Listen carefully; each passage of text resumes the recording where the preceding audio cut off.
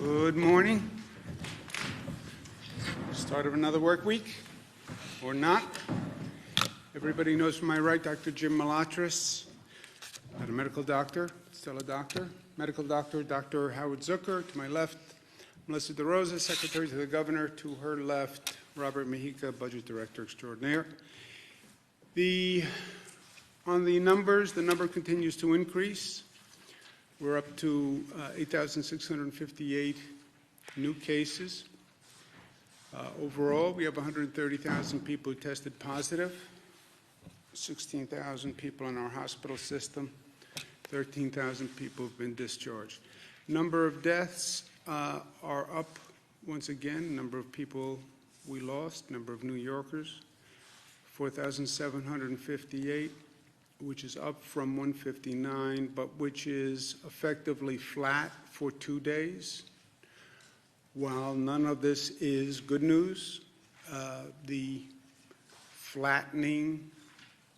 possible flattening of the curve is better than the increases that we have seen. New York is still far and away the most impacted state.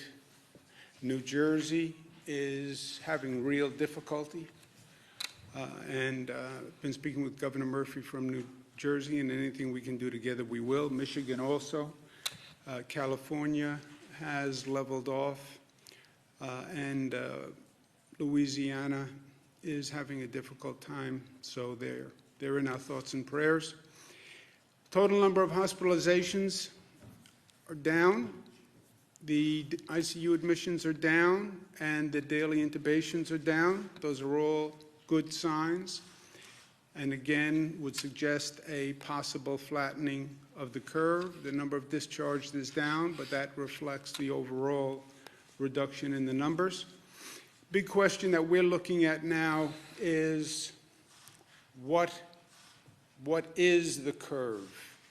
And we've been talking about cases increase until they don't. When they stop increasing, then what happens? And the projection models have a number of alternatives. Some suggest basically the curve goes up and then drops precipitously. Some suggest there's a slight pause at the top. Some suggest there's a longer pause at the top, which is effectively a plateau effect. Or again, the straight up and straight down precipitous drop, which is the peak effect. No one can tell you which will occur. They say any one of the three options. You study other countries, you've had a combination of the above. We are studying it as we have used the projection models from day one to determine actually what we do. How do we set policy and program? By following the data. Dr. Malatras has been working on the numbers, working with the statisticians and the projection models, and helping us incorporate that into an operational model. And Jim, if you want to just take a moment and speak about the projection models here, please. Great. Thank you, Governor. As the Governor said, we have been looking at projection models from the beginning to determine the size and scope and severity, and the Governor has mentioned this over his briefings.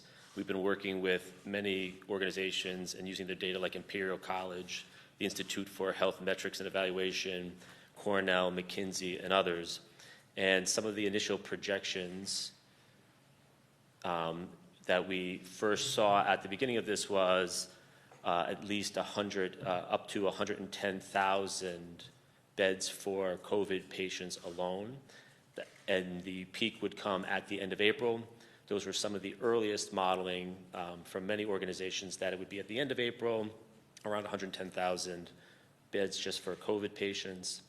There are other models, too, that we were tracking, one being lower at about 55,000 COVID beds, but again, peaking at the end of April. We follow now that we have a pretty robust data set to go by for the last several weeks.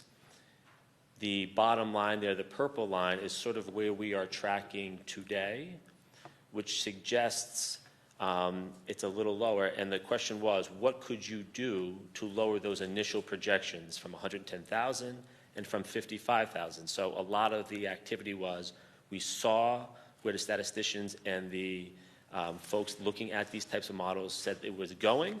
So what activities and actions could you take to aggressively lower that overall number? And the answer really was, and what the governor has been doing, was aggressively enforce and enact social distancing to lower the overall number. And this number and the current data suggest that that is exactly what's happening.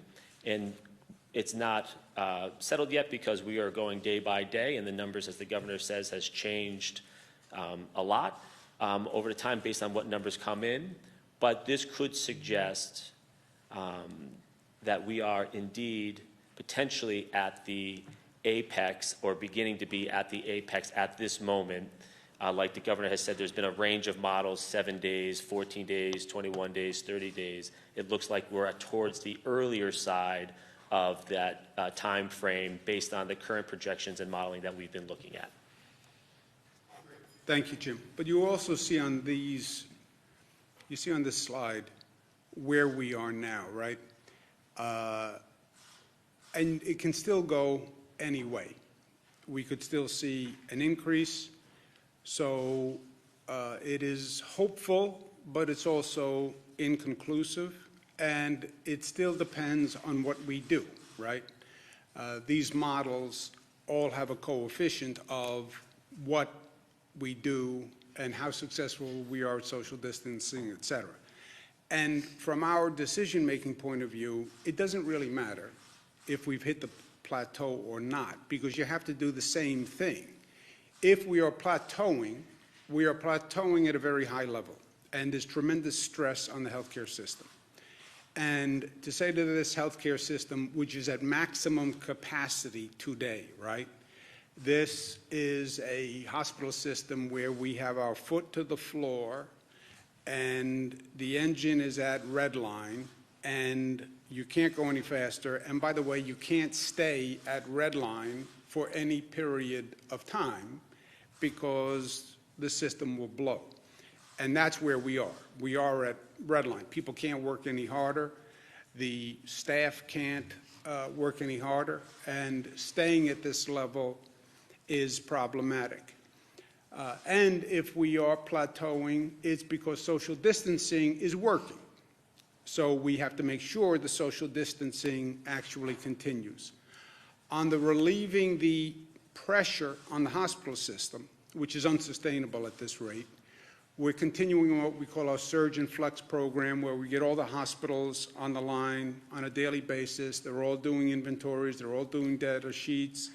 They're all on the telephone, and we're shifting among the hospitals, ventilators, PPE equipment, who has gowns, who has masks, and that happens on a daily basis, that adjustment. Also, to relieve pressure on the hospital system, the Javits coming online is a very big deal. That is the relief valve for the entire downstate system. The 1,100 military personnel started to come in. 300 were sent to New York City public hospitals to help the New York City public hospital system, the H&H system, which has been under stress. The rest will be going to Javits to bring that up and running to full capacity. That transition is happening now. That is a COVID center now, started as non-COVID. It's now a COVID center. The majority of the military personnel will be coming in tomorrow and the next day. But that Javits Center is going to be a major relief valve. Second, the United States Navy ship Comfort. The original plan was that would come in for non-COVID people. The original plan was it would also be a relief valve on the hospitals, but not for COVID people, that it would take all the non-COVID patients, if you will, from the hospital system. That was the plan. As it turned out, there's not a lot of non-COVID people in the hospital system, which is a separate story, happens to be a good news story. A byproduct of shutting everything down is you have fewer car accidents, crime rate is way down, fewer trauma cases, so there is not a large non-COVID population in the hospitals. I'm going to call the president this afternoon and ask him to shift the comfort from non-COVID to COVID. Then we would have Javits and the ship Comfort as a relief valve. That's 2,500 beds and 1,000 beds. That's 3,500 beds, which could serve as a relief valve for the whole downstate hospital system. That is the only way we sustain this level of intensity in the hospital system. And I understand what the original plan was with the Comfort, but I understand that there is no preordained strategy here. You have to feel it out day to day, and you have to adjust with the facts. And we don't need the Comfort for non-COVID cases. We need it for COVID. If we had those two facilities as a relief valve, that would make a significant difference. Now, bringing online 3,500 beds is no small task. Northwell Health is going to help us manage those, but they're going to be staffed by military personnel. Only the military could bring in that many people that quickly with that logistical operation. And I want to thank DOD very much for their cooperation because God bless the U.S. military. We're fully aware of what they do to defend this nation, but this is a different application that we don't see every day, and they're doing an extraordinary job. So I'll call the president. He has been helpful to New York in the past, and he's moved very quickly in the past. I'm going to ask him if he can make this adjustment for us because it would be truly beneficial. We would feel much better knowing that we can sustain this pace if we could start to offload patients to these two facilities. In any event, plateau, not plateau, we still have to extend New York pause because if that curve is turning, it's turning because the rate of infection is going down. One of the reasons the rate of infection is going down is because social distancing is working. We have to continue the social distancing. Schools and non-essential businesses will stay closed until April 29th. I know that's a negative for many, many reasons. I know what it does to the economy. But as I said from day one, I'm not going to choose between public health and economic activity because in either event, public health still demands that we stay on pause with businesses closed and schools closed. Whether we've hit the apex or whether we haven't hit the apex, you'd have to do the same thing. There's also a real danger in getting overconfident too quickly. This is an enemy that we have underestimated from day one, and we have paid the price dearly. Well, the numbers look like they may be turning. Yay, it's over. No, it's not. And other places have made that mistake. Hong Kong has made that mistake. South Korea has made that mistake. And we're not going to make that mistake. The weather is turning. People have been locked up. We've been talking about cabin fever. Now it's a nice day. I'm going to get out. I'm going to go take a walk. Now is not the time to do that. And frankly, there has been a laxness on social distancing, especially over this past weekend, that is just wholly unacceptable. Look, people are dying. People in the healthcare system are exposing themselves every day to tremendous risk walking into those emergency rooms. And then they have to go home to their family and wonder if they caught the virus and they're bringing it home to their family. If I can't convince you to show discipline for yourself, then show discipline for other people. If you get infected, you infect someone else, you go to an emergency room, you put a burden on all sorts of other people who you don't know and who, frankly, you don't have the right to burden with your irresponsibility. And people, especially in New York City, The level of activity is up. Partially the weather made it a nice day. I understand people have been locked up for a long time, but now is not the time to be lax. And it is a mistake. We all have a responsibility. We all have a role in this. We said that from day one. And we have to respect the role that we play. Because the role that we play is a societal obligation. That's how I see it. I want local governments to enforce the social distancing rules. The local governments are charged with enforcement. I want them to enforce them. And I want to be, frankly, more aggressive on the enforcement, because all the anecdotal evidence is people are violating it at a higher rate than before. So we're going to increase the potential maximum fine from $500 to $1,000. But it's not really about the fine. Nobody wants the money. We want the compliance. We are serious. And again, if it's not about your life, you don't have the right to risk someone else's life. And you don't have the right, frankly, to take a healthcare staff and people who are literally putting their lives on the line and be cavalier or reckless with them. You just don't have the right.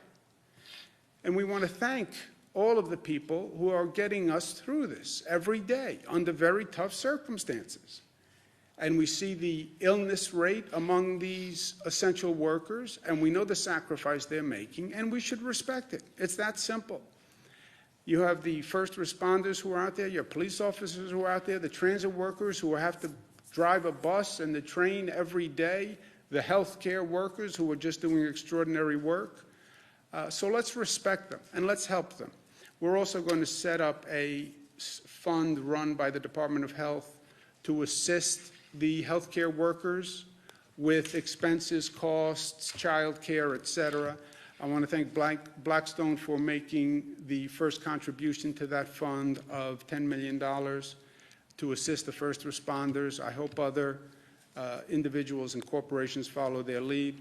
We're also very aware of the mental health aspect of this situation and the stress and the isolation that this has caused, and people are trying in their own way to grapple with what this means and what is the impact, how do you rationalize this situation. And the mental health aspect of it is very real. Headspace is going to partner with New York. They're an app. They're going to have content for New York and free membership for New York, so we thank them.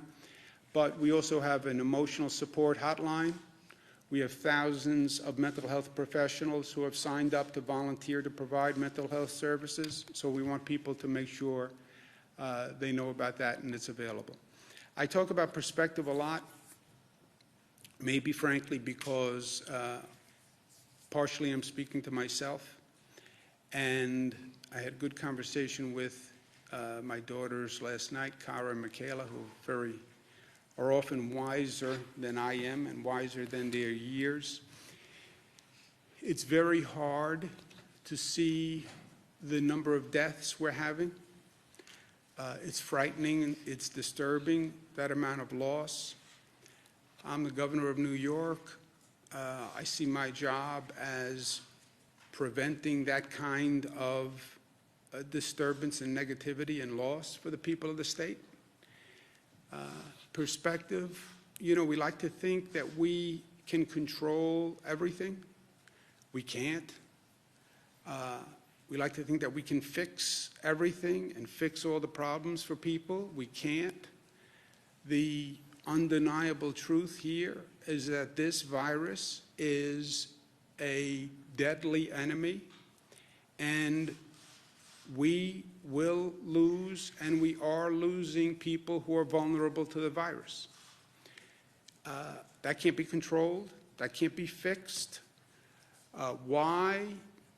That's Mother Nature. That's a question that God can only answer. But control what you can. do what you can.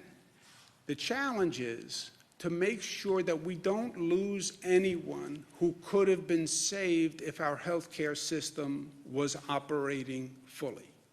Don't lose anyone who you could save.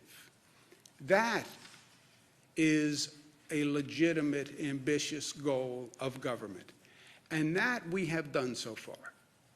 That we have done so far. Have we saved everyone? No. But have we lost anyone because we didn't have a bed, or we didn't have a ventilator, or we didn't have healthcare staff? No. The people we lost are the people we couldn't save. Not for lack of trying, and not for lack of doing everything that we could do as a society, not only as a government and as a healthcare system. So to the extent we can find peace in that, it helps me. And we are still New York tough, and New York tough means tough, but tough in a New York sense also means compassionate. It means that we are unified. It means that we are loving, because if you're really tough, the really tough guys, they're tough enough to show love, and because we're smart. And that's how we're going to get through this. Questions? State's drug trial of hydroxychloroquine and chlorine going. We've allowed usage of the hydroxychloroquine with the zithromycin pack in hospitals at their discretion. The federal government is going to increase the supply to New York pharmacies. We had a 14-day limit on how much you could buy because so many people were trying to buy it. If the federal government increases the supply to New York, which they say they're going to do, then we could lift the 14-day limit. There are a lot of people who rely on this, who were relying on it, people with lupus, et cetera. The tests in the hospital, they won't say that they're too short a period of time to get a scientific report. You know, hospital administrators, doctors want to have a significant data set before they give a formal opinion. Anecdotally, you'll get suggestions that it has been effective, but we don't have any official data yet from a hospital or a quote-unquote study, which will take weeks, if not months, before you get an official study. Is that a fair statement? So promising but not conclusive, it sounds like. On which? On that type of treatment in hospitals. Yeah, there has been anecdotal evidence that it is promising. That's why we're going ahead. Doctors have to prescribe it. There are some people who have pre-existing conditions where it doesn't work, or they're taking medication that's not consistent with this treatment. But anecdotally, it's been positive. We'll have a full test once they have a large enough sample and data set, Jesse. But anecdotally, it's been positive. And if we get an additional supply, we can, which the federal government says they're going to send. I'm going to mention it to the president, actually, when I call him this afternoon with the comfort. I'm going to make a note right now. If they increase the supply, we can lift the 14-day limit ban. Earlier today, there was the notion that the city would maybe be burying these COVID bodies in parks in New York City. Wondering, one, have you heard of that? And two, is there any way the state can lend assistance with managing these bodies? And what do you think about that? I have heard nothing about that. I've heard a lot of wild rumors, but I have not heard anything about the city burying people in parks. Would you support that? No, no. What plan do you have to manage these bodies? I know there was... I didn't know that there was an issue. I haven't heard that there was an issue. Has anybody heard that there's an issue? No. Did the city raise any issue? They talked to New York City. I talked to New York City yesterday. I have not heard that this is an issue. Mayor Bill de Blasio this morning requested that the state release more ventilators from its stockpile to the city.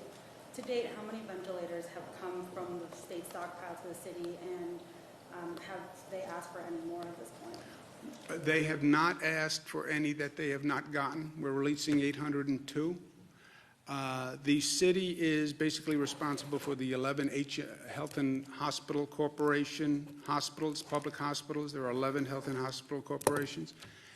11 health and hospitals in that system. And I spoke to the head of the system last night.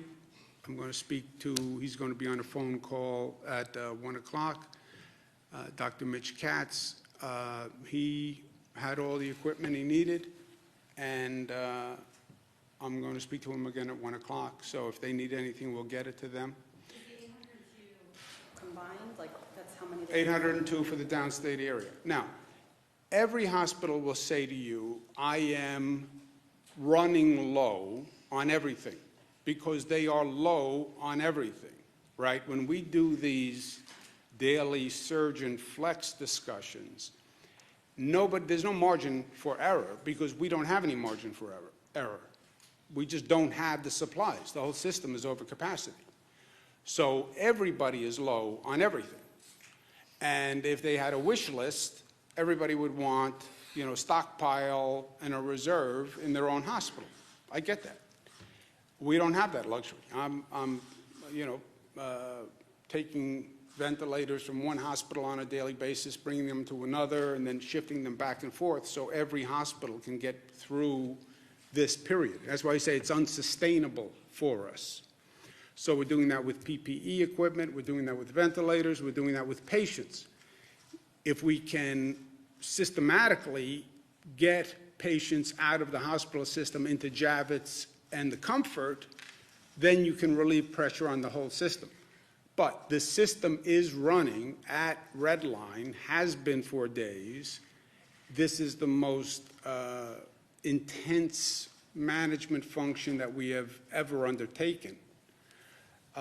So it's not here, in this situation, it's not what they want, it's what they need. That's what I say. Everybody would want, I want to have 100 ventilators on reserve. I know. It's what you need, and that we're doing on a day-to-day basis. But everyone has what they need. There is no one who said, I'm out of ventilators and I have a critical need who hasn't gotten them. You're calling for. Go ahead. You're calling for increases in crackdowns on social distancing, but we're getting reports of funerals and weddings in Orthodox Jewish communities in Rockland County and in Brooklyn still being attended by hundreds of people. Then they should enforce the rule, Jesse. I don't care if you're Orthodox Jewish, Catholic, Christian, Muslim. I don't care what. It's not about religious observation. But is there anything you can do with state police or other resources to try to break these The state police will enforce it also, but let a local government, it's a job of local government to enforce. I'm doubling the fine. It's my way of saying, this is serious. This is serious. What right do you have to act irresponsibly in a way that could get you sick or someone else sick, and then I have to send an ambulance to pick you up and bring you to an emergency room that's already overburdened, that doesn't have staff, doesn't have supplies, doesn't have ventilators, because you were reckless and irresponsible. You don't have that right. And I have to talk to these healthcare workers all day long. I talk to transit workers. I talk to first responders who, truthfully, nobody wants to put themselves in these situations, and I don't blame them. And they're doing it out of passion and commitment and public service. None of us has the right to be reckless in our own behavior, which compounds the problem we're dealing with. Now is not the time to be playing Frisbee with your friends in the park. It's just not. Now is not the time to go to a funeral with 200 people. Look, I'm living this with my own family. Yes, I understand grieving, and I understand how the religious services can help with the grieving process. And I understand how it's hard not to do that. But as a society, the risk is too great. Enforce the law. The localities have the legal right and responsibility to enforce the law. My doing the penalty, raising the penalty, is my way of saying, do it. Just do your job. What percentage of available ventilators in New York are being used today? Oh, all of them. They're- We're beyond capacity. What about the stockpile, like how much remains in the state's stockpile? We're beyond capacity. We are into the Plan B, C, D that we outlined, right? We are into using BiPAP machines instead of ventilators. We're into splitting ventilators, turning 2 into 1 with 2 sets of tubes. We are into all backup plans that we had. So how many ventilators are still in the state stockpile, though, at this point? The stockpile, I don't know. I can get you the number, but we are over capacity for the number of ventilators in the whole system. We're using BiPAP machines, we're using splitting, et cetera. I guess that begs the question, though, why not, if there are still ventilators in the state stockpile, why don't you send them to New York, to the city? No, we don't have anyone who says they need them now who doesn't have them. But you just said they're over capacity. Well, they're using the Plan B, C, D. We can't give everybody a ventilator for every situation. We have 9,000 BiPAP machines, for example. We're using the BiPAP machines, we're using the other machines. But we don't have anyone who says the 802 that we're sending today represents the number that people say they need now. Let me say that. Elections, 10 people have gotten sick and 3 people have passed away. Do you think they should continue working processing petitions or challenging petitions? We extended the deadline, the voting and filing deadline. So I don't know what else legally that we could do than extend the deadline. You'd have to cancel elections, period, for the year, and I don't think we're in that position. We've extended the use of absentee ballots. Governor, are portions of nursing homes being set aside to treat COVID patients? Are portions of nursing homes being set aside to treat COVID patients? We're working with the nursing homes and trying to cohort patients within the nursing homes. Remember, this is something which we've identified in multiple nursing homes across the state. So does that mean you'll be moving COVID patients in to facilities that are otherwise COVID-free? No, within those nursing homes, we're working to make sure that we minimize the spread of the COVID disease within that place, that facility. And Governor, regarding unemployment, I'm sorry. In other words, what Dr. Zucker is saying is when you have a COVID patient who has been in that facility, they're trying to isolate the COVID patients on one side of the facility. We're not using a nursing home to treat COVID people. We're not bringing a COVID person into a nursing home. Regarding unemployment, is there any break in that log jam? And we're hearing that people who are on the hook to pay child support or spousal support who are out of work are having difficulty coming up with the money. Can the state help them out in any way? The Labor Department website, the unemployment website, do you know anything about that? Yeah, so we've now partnered with Google. We're going to be releasing a new interface by the middle of this week. They've moved from 5-day-a-week hotline to 6-day-a-week headline. They're now 7-day-a-week headline. They've expanded the hours. We've gone from 4 servers to 50 servers. They're trying to do the queue by last name so that if you're between A and D, you call on Monday, and separating them out to try to manage some of the volume. But just so everyone understands, at the peak of the 2008 crisis, the single largest day of claims was 13,000 in one day. We had 6 times that 2 days ago. So this volume is something that we've never experienced before, and it's frustrating and it's horrible and it's unacceptable, but we just ask that people remain patient, and we are working at it. We just put 300 more people in addition to the 700 people that were manning the call system. So we are trying to do everything we can to attack this issue.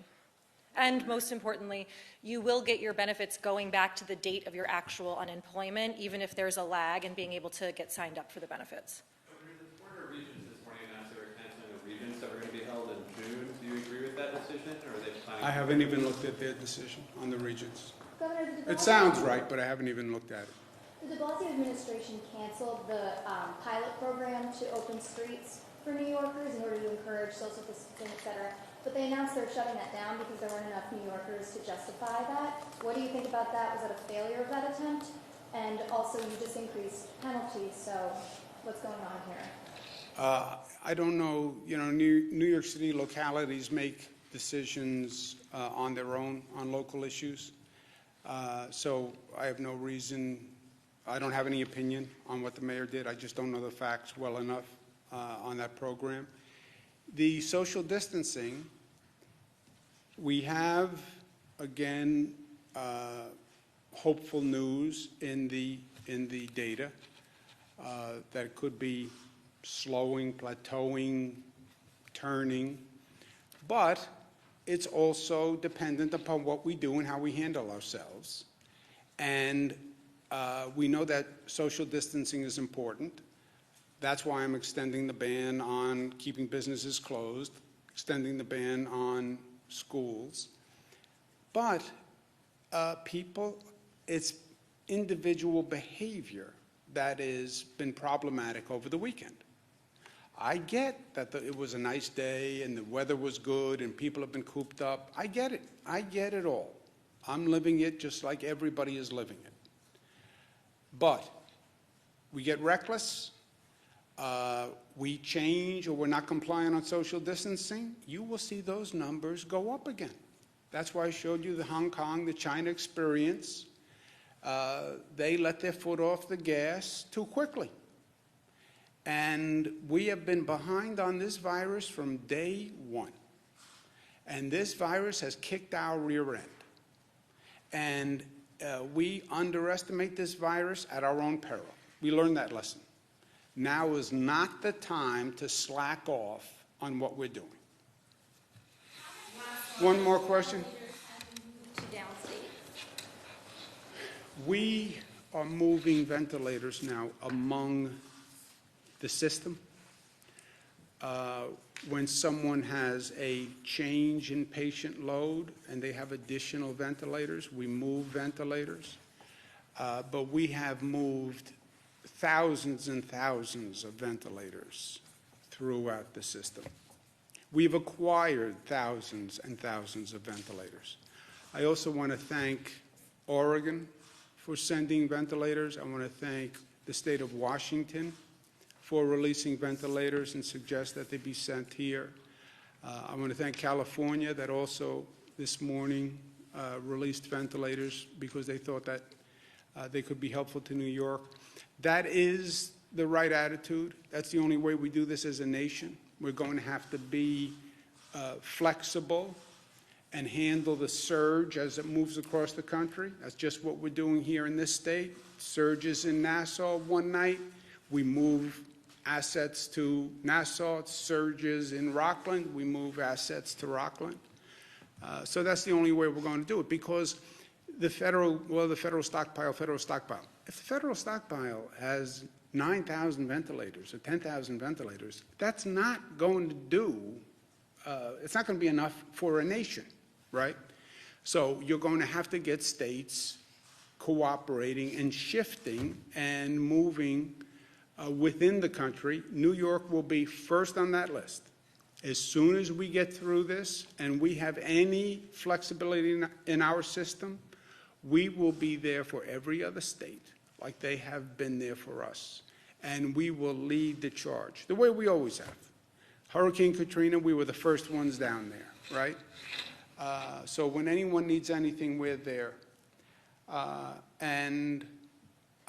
Right now, healthcare-wide, I'm going to get on the phone with the hospitals now. There is no hospital that needs ventilators that doesn't have ventilators. There's no hospital that needs PPE that doesn't have it within the state system. Again, they're all going to say they're running low because they are, but nobody doesn't have what they need to do their job. And that's my point on perspective. Are we managing this situation the best it can be managed? Yes. Have we lost anyone who we could have saved? I don't believe so. And with that, we can sleep at night. I have to go to work. Thank you, guys.